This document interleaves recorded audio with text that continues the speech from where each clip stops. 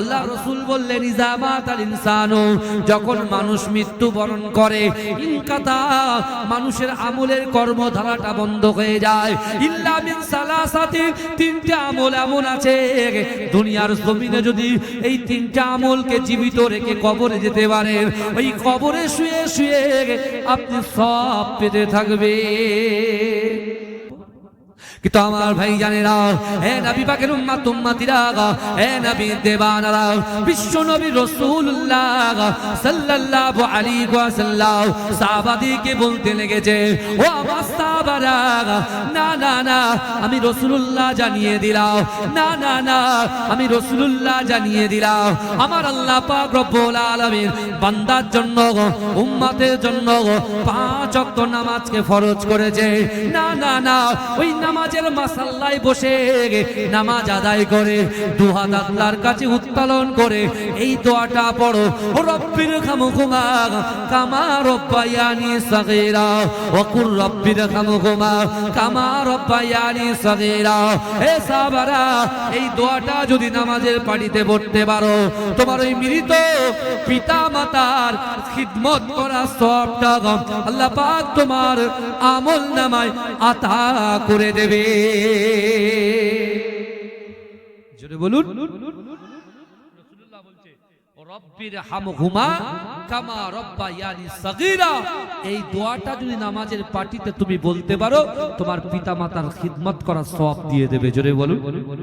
দ্বিতীয় নম্বর, না না, আল্লাহ পাক যে রিজিক দিচ্ছে, আল্লাহ যে সম্পদ দিয়েছে, আল্লাহ যে রুজি দিয়েছে, আল্লাহ যে ইনকাম দিয়েছে, ও যুবকেরা, ও আমার আম্মা জানো বোনেরা, আল্লাহ পাক রব্বুল আলামিন যে সম্পদ দিয়েছে, যে বিল্ডিং বালাখানা দিয়েছে, দোকান দিয়েছে, অর্থ দিয়েছে, সম্পদ দিয়েছে, ব্যবসা দিয়েছে, ওই ব্যবসা থেকে তোমার গচ্ছিত সম্পদ থেকে কিছু পয়সা যদি ওই পিতা মাতার মুহাব্বতে একটু সাদকা করে দাও, দান করে দাও, খায়রাত করে দাও, আমি রাসূলুল্লাহ জানিয়ে দিলাম, তোমার এই মরা পিতা মাতার খিদমত করার সওয়াবটা আল্লাহ পাক রব্বুল আলামিন তোমার আমলনামায় লিপিবদ্ধ করে দেবে। জোরে বলেন। জোরে বলা যাবে না সুবহানাল্লাহ। আল্লাহ রাসূল বলছে, আমার সাহাবারা, ইজা মাতাল ইনসানু ইনকাতা আনহু আমালুহু ইল্লা মিন সালাসাতিন, ইল্লা মিন সাদাকাতিন জারিয়াতিন আও ইলমিন ইয়ানতাফাউ বিহি আও ওয়ালাদিন সালিহিন ইয়াদউ লাহু। ও যুবকেরা, ও নবী পাকের উম্মত উম্মতিরা, আল্লাহ রাসূল বললেন, ইজা মাতাল ইনসানু, যখন মানুষ মৃত্যুবরণ করে, ইনকাতা, মানুষের আমলের কর্মধারাটা বন্ধ হয়ে যায়। ইল্লা মিন তিনটা আমল এমন আছে দুনিয়ার জমিনে যদি এই তিনটা আমলকে জীবিত রেখে কবরে যেতে পারেন, ওই কবরে শুয়ে শুয়ে আপনি সব পেতে থাকবে। ও যুবকেরা, আল্লাহ রাসূলের একজন মুহাব্বতে সাহাবা দাঁড়িয়ে গিয়ে হাউ হাউ করে কাঁদতে শুরু করলেন। আল্লাহ রাসূল জিজ্ঞাসা করলেন, ও যুবক, তুমি এমন করে কাঁদো কেন? ও যুবক, তুমি এমন করে কাঁদো কেন? ওই যুবক বলতে লাগলেন, ইয়া রাসূলুল্লাহ, হাবিবাল্লাহ, না না না, আপনি তো এখনই বললেন তোমাদের আচার আচরণে, তোমাদের ব্যবহারে তোমাদের পিতা মাতা যেন উপশব্দ না করে। ইয়া রাসূলুল্লাহ, আমি এই জন্য কাঁদে, আমার মা বাপ কিছুদিন আগে ইন্তেকাল করেছে, তাদেরকে কবরে দাফন করেছি। ইয়া রাসূলুল্লাহ, হাবিবাল্লাহ, আমি যখন বাড়িতে যাই আমার মনটা বড় খারাপ হয়ে যায়। আমি মনে মনে চিন্তা করি, আল্লাহ আমাকে অর্থ দিয়েছে, আল্লাহ আমাকে সম্পদ দিয়েছে, আল্লাহ আমাদেরকে ব্যবসা দিয়েছে, আল্লাহ বাণিজ্য দিয়েছে, কিন্তু না না না, ইয়া রাসূলুল্লাহ, হাবিবাল্লাহ, আমার মাঝে মাঝে মনে হয় পিতা মাতা যদি হায়াতে থাকতো তাহলে আমি তাদেরকে একটু খিদমত করতাম।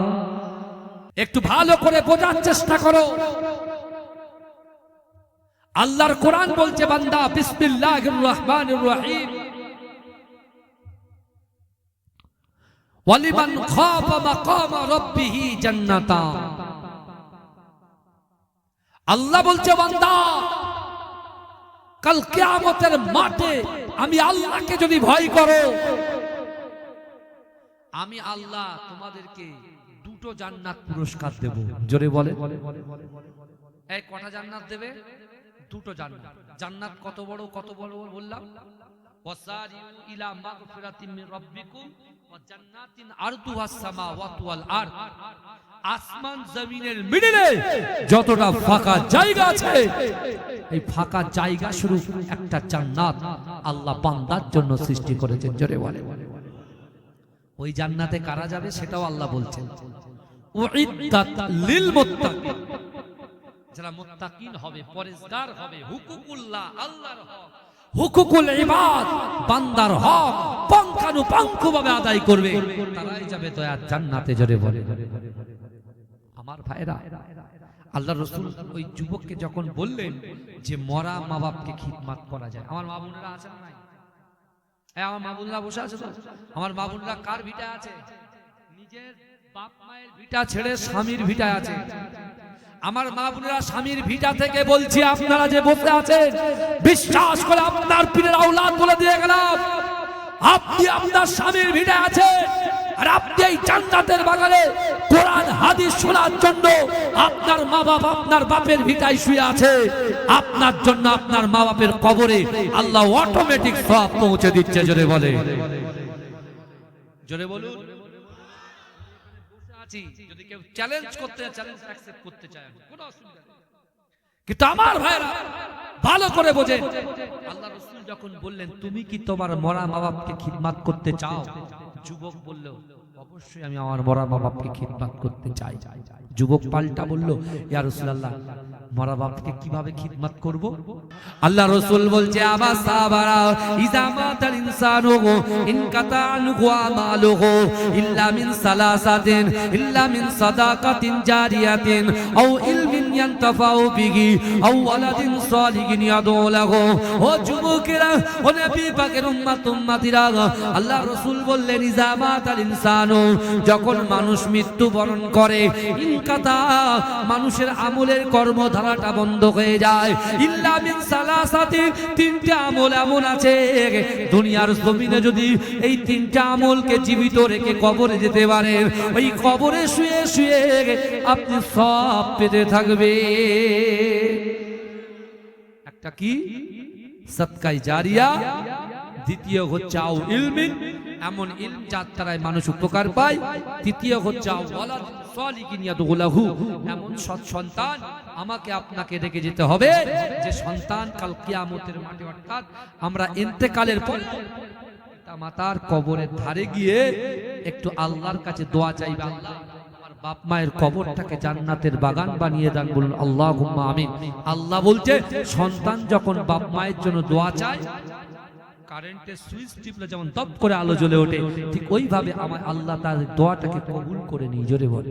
হামকো বোলানা ইয়া রাসূলুল্লাহ, হামকো বোলানা ইয়া রাসূলুল্লাহ, कभी तो सब्ज गुंबद का उजाला हम भी देखेंगे, हमें बुलवाएंगे आका मदीना हम भी देखेंगे, हमको बुलाना या रसूल अल्लाह, हमको बुलाना या रसूल अल्लाह, हमको बुलाना या रसूल अल्लाह, हमको बुलाना या हबीब अल्लाह, कभी तो सब्ज गुंबद का उजाला हम भी देखेंगे, हमें बुलवाएंगे आका मदीना हम भी देखेंगे, हमको